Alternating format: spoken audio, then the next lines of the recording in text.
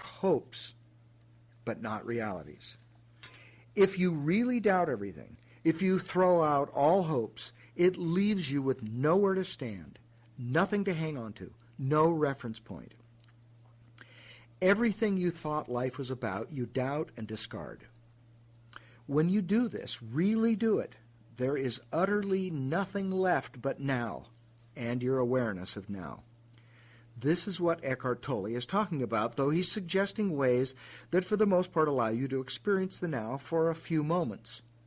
Great doubt is the doorway to being there all the time. Is this doubting of everything, including your own sense of self, scary? Thinking about it certainly is. My own experience of doing it wasn't scary, but thinking about doing it for most people certainly is, because it's a death of everything you think of as me.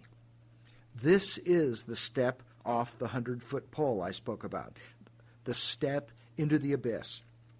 It seems as if this step would be an annihilation of yourself, of your life. In reality, it's an annihilation of what you mistakenly thought was you, which creates an opening to the real you.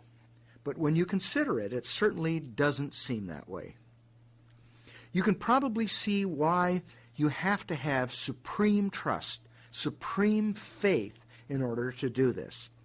Otherwise, you won't really do it. This is also why, when Genpo Roshi leads people through this step using the big mind process, it's likely to be just a state experience.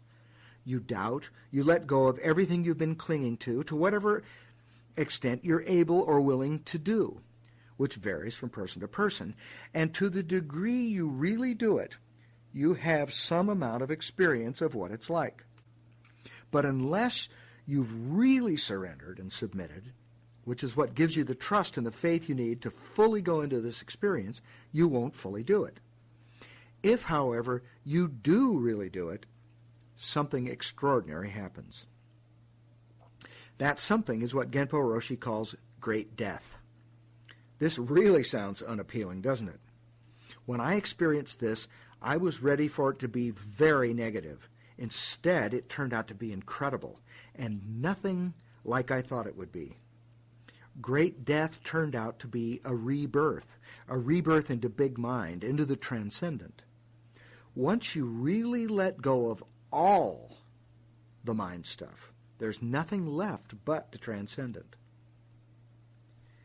In nearly every spiritual tradition, the teacher will tell you that your mind is in the way of experiencing yourself as bliss, peace, God, the transcendent, the all, Christ consciousness, nirvana, great liberation, or whatever you want to call it.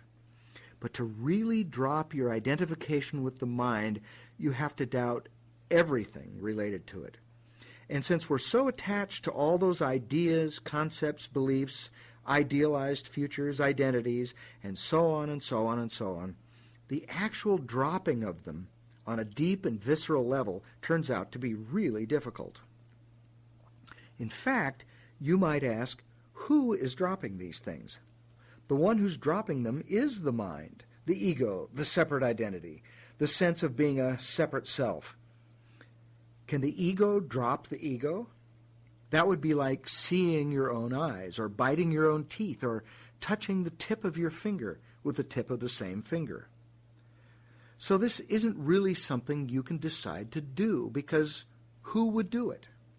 The ego, the identity, the sense of being a separate self is just an idea, and an idea can't do anything, any more than the number 3, another idea, can do anything.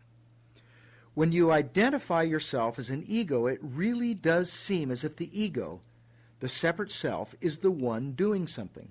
In actual fact, doing happens, but there is no separate self that actually does anything.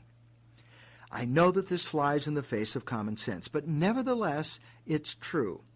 Doing happens, but the separate doer is an illusion. For that reason, the no-self state, or whatever you choose to call it, is something that either happens or it doesn't. A teacher like Genpo Roshi, a fully enlightened master with great skill and experience, can sometimes put you in a place where it happens, if you're ready. but it isn't something that you can do because the separate you doesn't really exist. What you think of as you is really your idea of you, and that idea can't do a thing.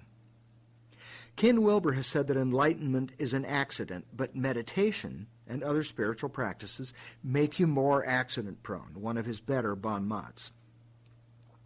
So, if you really doubt everything, which probably only happens if you fully surrender and submit, though, as I said, it is possible, though more difficult, to do it by submitting to an ideal rather than another person, you can step into the abyss. In other words, drop everything you always thought was you, or step into at least what seems like the abyss. More accurately, you might say that if surrender and submission happens, stepping off that 100-foot pole might happen too. The irony is that what seemed like a potential disaster, having nothing to hang on to, having not a single molecule to stand on, turns out to be the doorway to the infinite. If this happens, you are in the third of the 5 ranks. You are established in the transcendent, not as a place to visit, but as a place to live. This third stage is what is generally thought of as enlightenment, taking up permanent residence in the transcendent. In this place, you aren't just one with everything, you are everything, and everything is you. In fact, you always were everything. It's just that now you've realized it, not intellectually, but experientially. The experience is one of having no boundaries, no beginning, no ending. From this perspective, everything is just as it should be, including everything you used to think of as good and everything you used to think of as bad. D.T. Suzuki described this experience as just like normal life, but about 2 inches off the ground. Alan Watts said that it can be felt in one of 2 ways. Either it feels as if when the universe moves, it moves you, or it feels as if when you move, it moves the universe. Both are really the same experience, but from 2 different perspectives. The third rank is a great place to be, since everything in that place is perfect. You can hang out there forever, and many people who make it this far do. Most of the people you've heard of who are thought of as enlightened are or were in this third stage. However, there's more. And in the next post, I'll describe, first of all, what's missing from this third stage, and why you can be just as stuck in this stage as most people are in the pre-stage 1 relative world. And then I'll describe stages 4 and 5. Until then, be well.